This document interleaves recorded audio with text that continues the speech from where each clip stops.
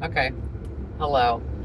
I've got a nice long straight stretch on the 10 headed towards Las Cruces, and I figure this is as good a time as any to try to explain why this trip in particular is such a big deal for me.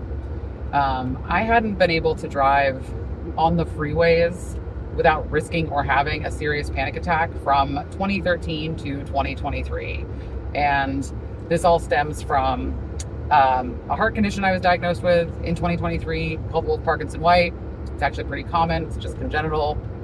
And I had this really, really extreme episode of supraventricular tachycardia, SVT, also very common, where my pulse was like 280 for like a couple hours. And, they diagnosed me right away. There's an ambulance and an EKG, and they're like, oh, you have this thing, cool, here, go have a heart surgery.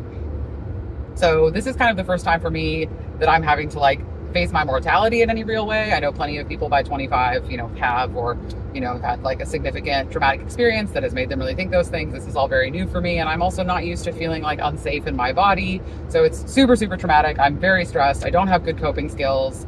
And the surgery is super stressful. It's like 6.5 hours. I end up having kind of a complicated case. So where the pathways they're trying to ablate off is kind of close to my AV node, whatever. So, you're awake for the surgery. It's 6.5 hours.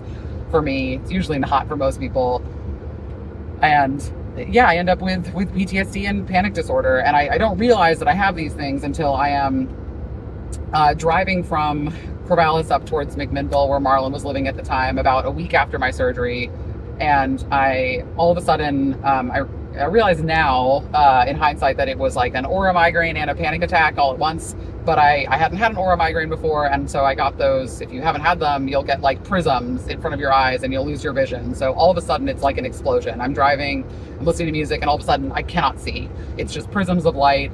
And I very clearly remember this like really enhanced sort of sensory experience where I feel like my whole body is on fire and tingling, but also numb at the same time. So I like can't feel my lips against each other, but they're like tingly, like there are needles in them. And I'm trying to touch my fingers to my hands, and they're numb, but also on fire.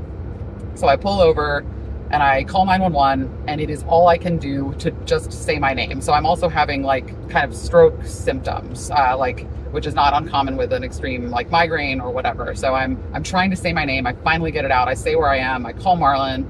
He gets there.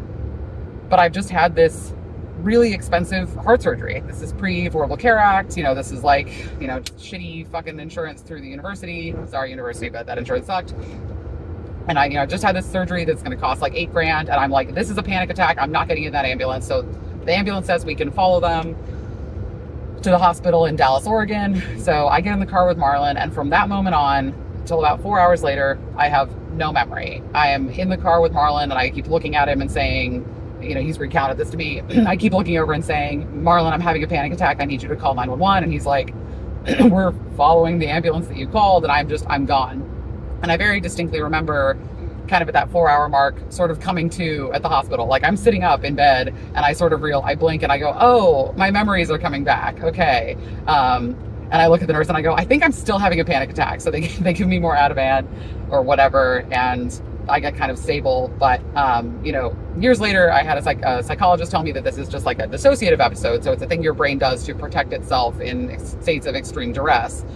But why this all factors into driving, not only because I had this episode while I was driving, but because then I end up with the kind of panic disorder where you have panic attacks every day. I'm waking up into panic attacks out of dreams. I'm also drinking really heavily. I end up on benzos to function. But obviously, like, I'm very lucky to be alive. Combining those things, I was like in a very, very unhealthy stress state, again, with no good coping skills, with no real diagnosis, with no real understanding of what I'm experiencing. And all the while, I am still on insurance through the university. And because I now have a pre-existing condition, I have to stay on that insurance if I want insurance. I love our system. It's definitely not the most fucked up thing of all time. So I'm trying to like function and go to school. And I don't live that far from the university, but I cannot drive to campus. There are days where I pull out of the parking lot of my apartment and I have to turn around and come back. And it's like the most intense level of dysfunction for years and years. And, a lot of the roots of my alcoholism, like really spiraling out of control, happened in those years. And like, dealing with benzos, and then I get off of the benzos. a few years later, like I end up having to taper off myself because I have like a shitty experience with a psychiatrist who's really awful, and like that's another story. But it's such a fucking big deal. That's all I'm gonna say. It is such a big deal that I'm here right now, driving as far as I am, as long as I am, with no anxiety, no panic attacks, because it took me, and this is going to be a really cute shout out, I hope they appreciate it, but it took me working at Performance, which was kind of simultaneously enough time of like being in recovery from alcohol, and also enough time away from like, you know, my heart surgeries, and like enough years of kind of figuring out how to drive and function. But because I loved my job so much, I loved working there so much, I knew that if I felt shitty on the freeways and I showed up to work kind of panicky and uncomfortable, that I was at a safe place to feel that way. And I hadn't had a job leading up to that where I felt that way. So thank you, Performance, because I did spend the first like 5 months there driving on surface streets because I was still in 2023, didn't feel comfortable driving on freeways. So that was the job where I was like, working super long hours, and I was like, I'm going to a safe place that I like, and people are supportive, and I could be like, I'm having a panic attack, I don't feel good, and people are going to be like okay with it, and that's where I started to build the confidence to drive like this. And so 3 years later, also finally medicated for ADHD. Shocker that I have ADHD. Everyone's going to be so surprised. Finally medicated as of a few months ago, so my anxiety is way lower, and here I am, day 3 cross-country road trip, fucking making it. So all I want to say, really, aside from what a big deal this is that if you've ever dealt with something similar, if you struggle with panic disorder, anxiety, all those things, please just be patient with yourself. Please, please give yourself time, guys. Give yourself some fucking time. It just took so much time. It took so much time and so much gentleness, which are such boring, cheesy answers. But if you don't know what you need and you're struggling, just fucking ask somebody for some help. If you don't feel like the help is good, if you don't feel like it's kind and supportive, fucking ask somebody else. You can ask me. I will help you. But this is a big deal.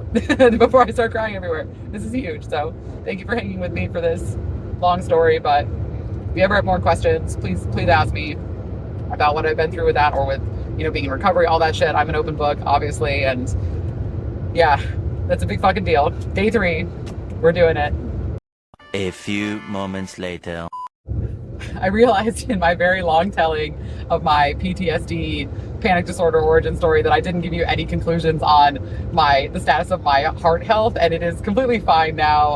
I got a little emotional and off track, and I've rambled long enough anyway. This video is definitely going to go on YouTube, so thank you for being here and watching on YouTube. But yeah, so I was still having intermittent episodes of SVT, which is that like high heart rate. It often seemed to happen when I would have like an impact. Like I got one from dancing, my feet hit the floor and it kind of triggered it. And there was one time where I was getting off of a horse and my feet hit the ground and it triggered it.